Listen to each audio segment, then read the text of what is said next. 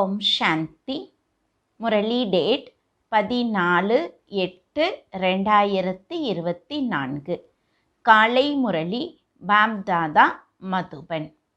இனிமையான குழந்தைகளே, உங்கள் அனாதி உறவில் சகோதரர்களாக இருக்கின்றீர்கள்.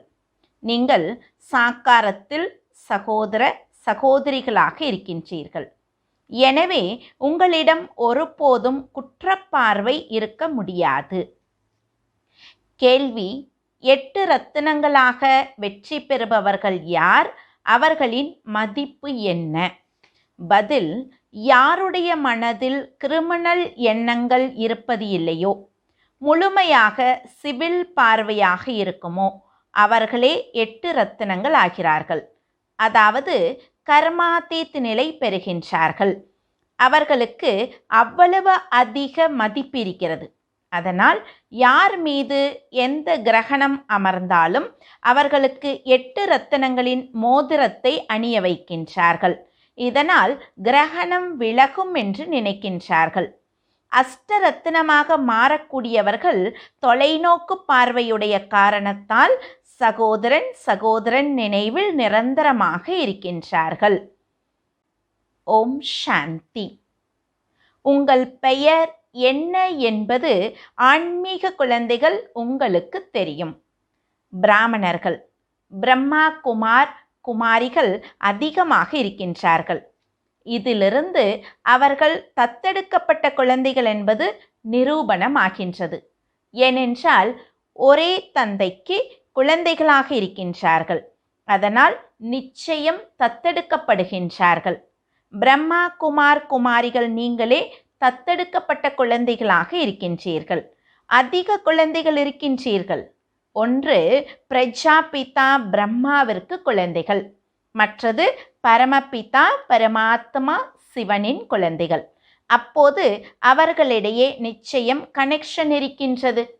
ஏனென்றால் இவருக்கு ஆன்மீக குழந்தையாகவும் அவருக்கு உலகாய குழந்தைகளாகவும் இருக்கின்றீர்கள்.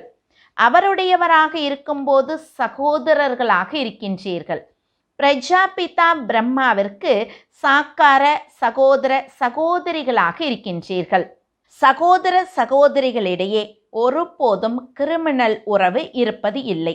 இவர்கள் எல்லோரையும் சகோதர சகோதரிகளாக மாற்றுகின்றார்கள் என்று உங்களை பற்றி சொல்கின்றார்கள். அதனால் சுத்தமான உறவு இருக்கிறது. கிரிமினல் பார்வை போகக்கூடாது. இந்த பிறவி மட்டும் இந்த திருஷ்டி ஏற்படுவதால் பிறகு எதிர்காலத்தில் ஒருபோதும் கிரிமினல் பார்வை ஏற்படுவது இல்லை. அதற்காக அங்கே சகோதர சகோதரி என்று நினைப்பார்கள் என்பது கிடையாது. அங்கே மகாராஜா மகாராணி எப்படி இருப்பார்களோ அப்படியே இருப்பார்கள். நாம் புருஷோத்தம சங்கமயுகத்தில் இருக்கின்றோம். நாம் எல்லாம் சகோதர சகோதரிகளாக இருக்கின்றோம் என்பது இப்போது குழந்தைகள் உங்களுக்கு தெரியும். பிரஜாபிதா பிரம்மாவின் பெயர் இருக்கிறது தானே? பிரஜாபிதா பிரம்மா எப்போது தோன்றினார் என்பது உலகத்திற்கு தெரியாது. நீங்கள் இங்கே அமர்ந்திருக்கின்றீர்கள். நாம் புருஷோத்தம சங்கமயுக பிகே என்பதை அறிந்திருக்கின்றீர்கள். இப்போது இதை தர்மம் என்று சொல்ல மாட்டார்கள். இந்த குலத்தின் ஸ்தாபனை ஏற்பட்டு கொண்டே இருக்கிறது. நீங்கள் பிராமண குலத்தை சார்ந்தவர்கள், பிரம்மா குமார் குமாரிகள்.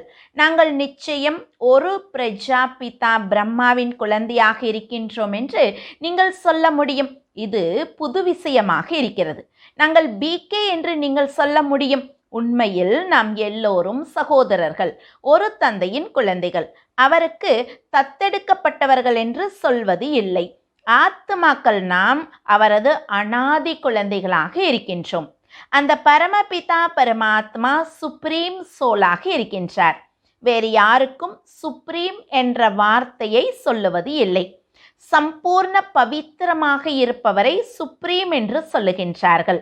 அதற்காக எல்லோரிடமும் பியூரிட்டி இருக்கிறது என்பது கிடையாது. இந்த சங்கமயுகத்தில் பியூரிட்டியை கற்றுக்கொள்ளுகின்றீர்கள். நீங்கள் புருஷோத்தம சங்கமயுகத்தில் வசிக்கின்றீர்கள். அப்படி கலியுக நிவாசி சத்தியுக நிவாசி என்று சொல்லுகின்றார்கள். சத்தியுகத்தையும் கலியுகத்தையும் அதிகமாக அறிந்திருக்கின்றார்கள்.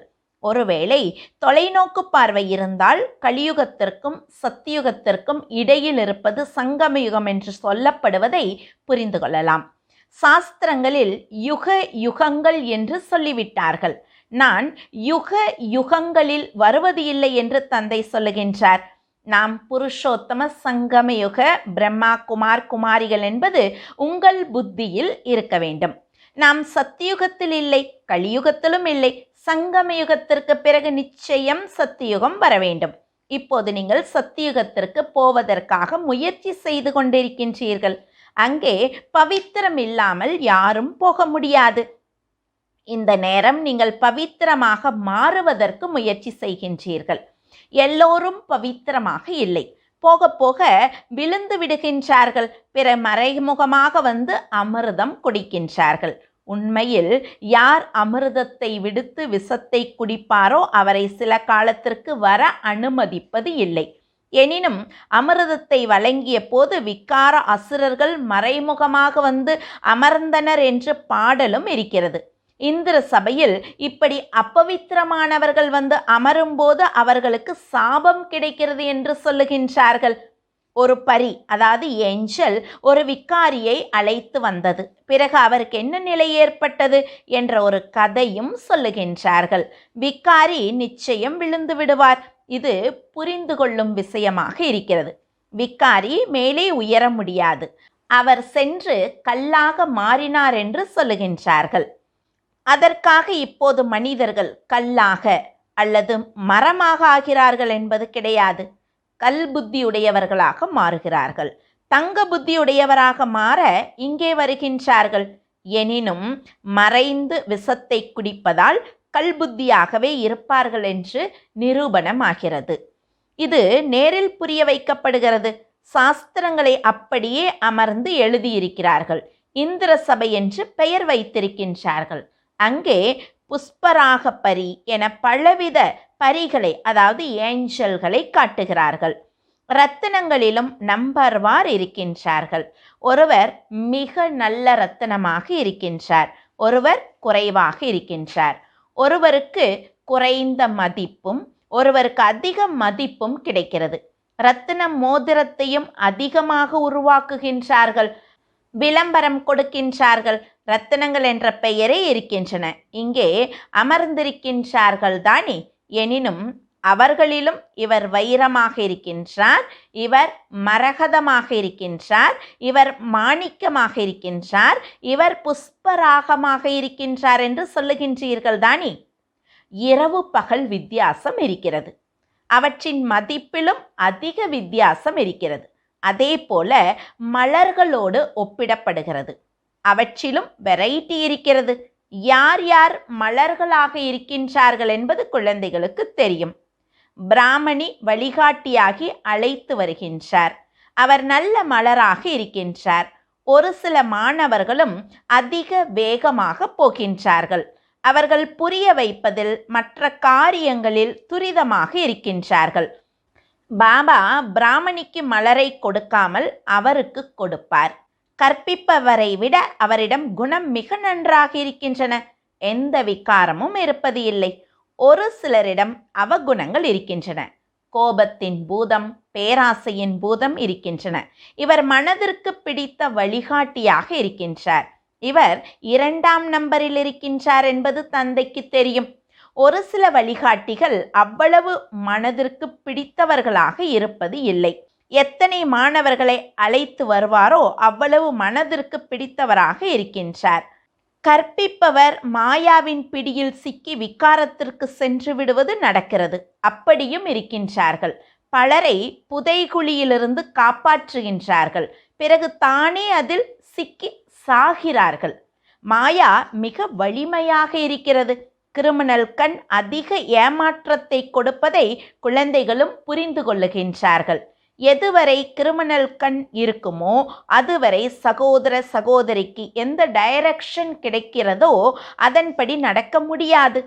சிவில் கண் கிரிமினல் கண்ணாக மாறிவிடுகிறது. அதாவது தூய்மையான பார்வை குற்றமான பார்வையாக மாறுகிறது. எப்போது கிரிமினல் கண் நல்ல சிவில் கண்ணாக மாறுமோ அதை கர்மாதீத் என்று சொல்லுகின்றார்கள். இந்த அளவு தன்னை சோதனை செய்ய வேண்டும். ஒன்றாக இருந்த போதும் விக்கார பார்வை போகக்கூடாது. இங்கே நீங்கள் சகோதர சகோதரி ஆகின்றீர்கள். இடையில் ஞான வாள் இருக்கிறது. நாங்கள் பவித்திரமாக இருப்போம் என நல்ல உறுதிமொழி கொடுக்க வேண்டும்.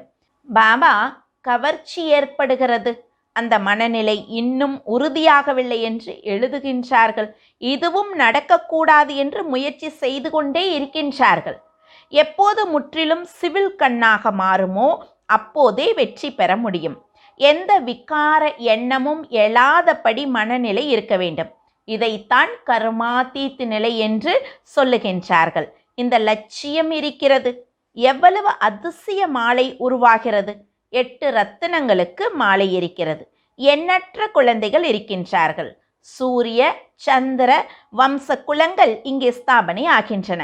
அவர்கள் எல்லோரையும் சேர்த்து முழுமையாக தேர்ச்சி பெற்று ஸ்காலர்ஷிப் பெறக்கூடியவர்களாக 8 ரத்தினங்கள் இருக்கின்றார்கள். இடையில் அவர்களை ரத்தினங்களாக மாற்றும் வைரமான சிவனை பதிக்கின்றார்கள். அவர் அப்படிப்பட்ட ரத்தினங்களை உருவாக்குகின்றார். கிரகணம் பிடித்தால் 8 ரத்தினங்களின் மோதிரம் போட்டுக்கொள்ளுகின்றார்கள். இந்த நேரம் பாரதத்தின் மீது ராகு திசை அமர்ந்திருக்கின்றது. நம்மீது குரு திசை இருப்பதை இப்போது நீங்கள் அறிவீர்கள். அவர் பெயர் விருக்ஷபதி, சுருக்கமாக பிரகஸ்பதி என்று சொல்லப்படுகிறது. நமது மீது உண்மையில் பிரகஸ்பதியின் திசை இருக்கிறது. அப்போது நாம் உலகத்தின் எஜமானர்களாக இருந்தோம்.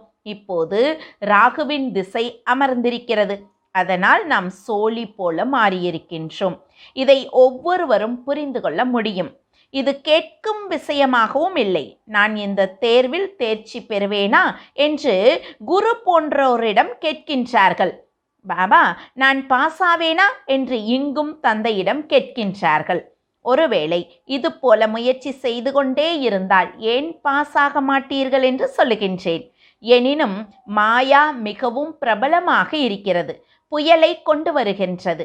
இந்த நேரம் சரியாக இருக்கின்றீர்கள். போக போக அதிக புயல் வந்தால், இப்போது நீங்கள் யுத்த மைதானத்தில் இருக்கின்றீர்கள்.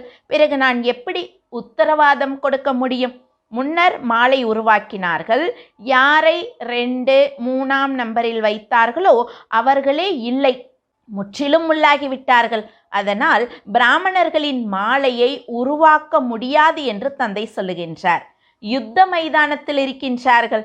இன்று பிராமணர், நாளை சூத்திரர் ஆகின்றார். விக்காரத்திற்கு சென்றால் அவர் சூத்திரராகின்றார். ராகுவின் திசை அமர்ந்து விடுகிறது. குரு திசையாக்க முயற்சி செய்கின்றார்கள். விருக்ஷபதி பாடம் கற்பிக்கின்றார். போக போக மாயாவின் அறை விழுந்தது. பிறகு ராகுவின் திசை அமர்ந்து விட்டது. அப்போது துரோகியாகி விடுகின்றார்கள்.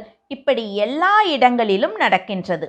ஒரு ராஜ்யத்திலிருந்து வெளியேறி மற்ற ராஜ்யத்திற்கு சென்று சரணடைகின்றார்கள்.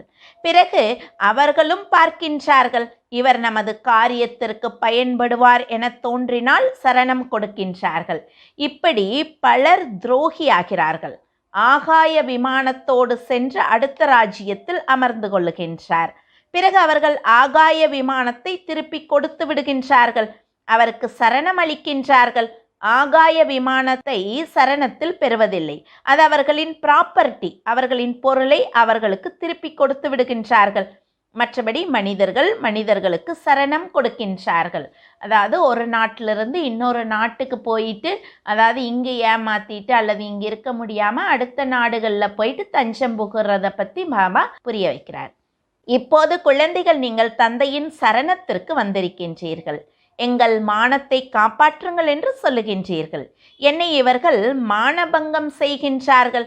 பதீத்தமாவதிலிருந்து காப்பாற்றுங்கள் என்று திரௌபதி அழைத்தார். சத்தியுகத்தில் அவர்களை சம்பூர்ண நிர்விகாரி என்று சொல்லுகின்றார்கள். சிறிய குழந்தைகள் நிர்விகாரிகளாக இருக்கின்றார்கள். தேவர்கள் இல்லற விவகாரத்தில் இருந்து கொண்டே சம்பூர்ண நிர்விகாரிகளாக இருக்கின்றார்கள். அங்கே கணவன் மனைவி சேர்ந்து வாழ்ந்தாலும் நிர்விகாரிகளாக இருக்கின்றார்கள்.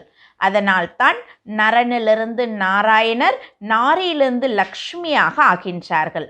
அது நிர்விகாரி உலகம். அங்கே ராவணன் இருப்பது இல்லை. அது ராம ராஜ்யம் என்று சொல்லப்படுகிறது. ராமர் என்று சிவபாபாவுக்கு சொல்லப்படுகிறது. ராம நாமத்தை ஜெபிப்பதின் அர்த்தமே தந்தையை நினைவு செய்வது. ராம் ராம் என்று எப்போது சொல்லுகின்றார்களோ அப்போது நிராகாரரே புத்தியில் இருக்கின்றார். ராம் ராம் என்று சொல்லுகின்றார்கள், சீத்தையை விட்டு விடுகின்றார்கள். அப்படி ஸ்ரீ கிருஷ்ணரின் பெயரை எடுக்கின்றார்கள், ராதையை விட்டு விடுகின்றார்கள். இங்கே தந்தையாக ஒருவரே இருக்கின்றார். அவர் என்னை மட்டும் நினைவு செய்யுங்கள் என்று சொல்லுகின்றார். ஸ்ரீ கிருஷ்ணரை பதீத்த பாவனர் என்று சொல்லுவது இல்லை. சிறு வயதில் ராதா கிருஷ்ணர் சகோதர சகோதரியாக இருக்கவில்லை. தனித்தனி ராஜ்யத்தில் இருந்தனர். குழந்தைகள் சுத்தமாகவே இருக்கின்றார்கள். குழந்தை மலராக இருக்கிறது, அதனிடம் விக்காரத்தின் பார்வை இருப்பதில்லை என்று தந்தை சொல்லுகின்றார். எப்போது பெரியவராகிறாரோ அப்போது திருஷ்டி போகிறது. எனவே பாலகரையும் மகாத்மாவையும் சமம் என்று சொல்லுகிறார்கள். எனினும் குழந்தை மகாத்மாவை விட உயர்ந்தவராக இருக்கிறது. இருந்தும் தாம் விக்காரத்தால் பிறந்தோம் என்பது மகாத்மாவுக்கு தெரியும். சிறிய குழந்தைக்கு இது தெரிவது இல்லை. குழந்தை தந்தையுடையவராக மாறினால் ஆஸ்தி கிடைக்கவே செய்கிறது. நீங்கள் உலக ராஜதானிக்கு எஜமானன் ஆகிறீர்கள். நீங்கள் உலகின் எஜமானர்களாக இருந்தது நேற்றைய விஷயம். இப்போது மீண்டும் நீங்கள் ஆகின்றீர்கள். எவ்வளவு பிராப்தி கிடைக்கிறது! அதனால் கணவன் மனைவி சகோதர சகோதரியாக இருப்பது என்ன பெரிய விஷயம்? ஏதாவது கொஞ்சம் முயற்சி செய்ய வேண்டும் தானே? ஆமாம், இப்போது நம்பர்வார் முயற்சிக்கு தக்கபடி குரு திசைக்கு போகின்றீர்கள், சொர்க்கத்திற்கு போகின்றீர்கள். பிறகு படிப்பால் ஒருவர் உயர்ந்த பதவி பெறுகின்றார், ஒருவர் மத்திய பதவி பெறுகின்றார், ஒருவர் மலராகிறார், ஒருவர் வேறாகிறார். தோட்டமில்லையா? பிறகு பதவியும் அப்படியே பெறுவார்கள். மிக நன்றாக முயற்சி செய்ய வேண்டும். நீங்கள் அப்படிப்பட்ட மலராக மாற வேண்டும். அதற்காக குழந்தைக்கு காட்ட தந்தை மலர்களை எடுத்து வருகின்றார். தோட்டத்தில் அநேக வித மலர்கள் இருக்கின்றன. சத்தியோக மலர்களின் தோட்டம், இது முட்களின் காடு. இப்போது நீங்கள் முள்ளிலிருந்து மலராக மாற முயற்சி செய்து கொண்டு இருக்கின்றீர்கள். ஒருவர் பிறரை முள்ளாக குத்துவதிலிருந்து காப்பாற்ற முயற்சி செய்து கொண்டிருக்கின்றீர்கள். யார் எந்த அளவு முயற்சி செய்வாரோ அந்த அளவு வெற்றி பெறுவார். காமத்தை வெற்றி பெறுவதால் உலகத்தை வெற்றி பெறுவீர்கள் என்பதே முக்கிய விஷயமாக இருக்கிறது. இது குழந்தைகளை பொறுத்தது. இளைஞர்கள் அதிக முயற்சி செய்ய வேண்டியதாக இருக்கிறது. முதியவர்கள் குறைவாக முயற்சி செய்யலாம். வானப்பிரஸ்த நிலையில் இருப்பவர்கள் இன்னும் குறைவாக செய்யலாம். குழந்தைகளுக்கு மிக குறைவாக இருக்கிறது. நமக்கு உலக ராஜ்யத்தின் ப்ராப்பர்ட்டி கிடைப்பது உங்களுக்கு தெரியும். அதற்காக ஒரு பிறவி பவித்திரமாக இருப்பது என்ன ஒரு பெரிய விஷயம்! அவர்களை பால பிரம்மச்சாரி என்று சொல்லுகின்றார்கள். கடைசி வரை பவித்திரமாக இருப்பார்கள். யார் பவித்திரமாக மாறியிருப்பாரோ அவருக்கு தந்தையின் கவர்ச்சி ஏற்படுகிறது. குழந்தைகளுக்கு சிறு வயதிலிருந்தே ஞானம் கிடைத்தால் தப்பிக்க முடியும். சிறிய குழந்தைகள் அறியாமல் இருக்கின்றார்கள். எனினும் பிறகு வெளியே பள்ளிக்கூடம் போன்ற இடங்களில் சகவாசம் ஏற்படுகிறது. நல்ல சகவாசம் கரை சேர்க்கும், கெட்ட சகவாசம் மூழ்க வைக்கும். நான் உங்களை சிவாலயம் என்ற அக்கறைக்கு அழைத்து செல்லுகின்றேன் என்று தந்தை சொல்லுகின்றார். சத்தியுகம் முற்றிலும் புதிய உலகம். அங்கே மிக குறைவான மனிதர்களே இருக்கின்றார்கள். பிறகு வளர்ச்சி ஏற்படுகிறது. அங்கே மிக குறைந்த தேவர்கள் மட்டுமே இருக்கின்றார்கள். அதனால் புதிய உலகத்திற்கு போவதற்கு முயற்சி செய்ய வேண்டும். நல்லது. இனிமையிலும் இனிமையான காணாமல் போய் கண்டெடுக்கப்பட்ட செல்ல குழந்தைகளுக்கு தாய் தந்தை பாப் தாதாவின் அன்பு நினைவுகள் மற்றும் காலை வணக்கம். ஆன்மீக குழந்தைகளுக்கு ஆன்மீக தந்தையின் நமஸ்காரம். ஆன்மீக தந்தைக்கு ஆன்மீக குழந்தைகளின் அன்பு நினைவுகளும் நமஸ்காரமும். தாரணைக்கான முக்கிய சாரம். முதல் பாயிண்ட், தந்தையின் மனதிற்கு பிடித்தவராக மாறுவதற்கு குணவான் ஆக வேண்டும். நல்ல நல்ல குணங்களை தாரணை செய்து மலராக மாற வேண்டும். அவகுணங்களை அகற்ற வேண்டும். யாரையும் முள்ளாக குத்தக்கூடாது. இரண்டாவது பாயிண்ட், முழு மதிப்பெண்கள் பெறவும், ஸ்காலர்ஷிப் பெறவும் எந்த நினைவும் வராதபடி உங்கள் மனநிலையை உருவாக்க வேண்டும். முற்றிலும் சிவில் கண்களாக மாற வேண்டும். சதா குரு திசை இருக்க வேண்டும். வரதானம்: பிராமண வாழ்வில் அனைத்து பொக்கிஷங்களையும் வெற்றி பெற வைத்து சதா பிராப்தி நிறைந்தவராக மாறும் திருப்திமணி ஆகுக. பிராமண வாழ்வில் எல்லாவற்றையும் விட பெரிய பொக்கிஷம் திருப்தியாக இருப்பது. எங்கே எல்லா பிராப்திகளும் இருக்குமோ அங்கே திருப்தி இருக்கும். எங்கே திருப்தி இருக்குமோ அங்கே எல்லாம் இருக்கும். யார் திருப்தியின் ரத்தனமோ அவர் எல்லா பிராப்திகளின் சொரூபமாக இருக்கின்றார். அவர் பெற வேண்டியதை பெற்றுவிட்டேன் என்று பாடுவார். அப்படி அனைத்து பிராப்திகளும் நிறைந்தவராக மாறுவதற்கான விதி கிடைத்திருக்கும் அனைத்து பொக்கிஷங்களையும் பயன்படுத்துவது. ஏனென்றால் எந்த அளவு பயன்படுத்துவீர்களோ அந்த அளவு பொக்கிஷங்கள் பெருகிக்கொண்டே போகும். ஸ்லோகன்: யார் சதா நல்லவை என்ற முத்துக்களை எடுப்பாரோ, அவகுண வடிவ கற்களை எடுக்க மாட்டாரோ அவரே புனித அன்னப்பறவை என்று அழைக்கப்படுகின்றார். ஓம் சாந்தி.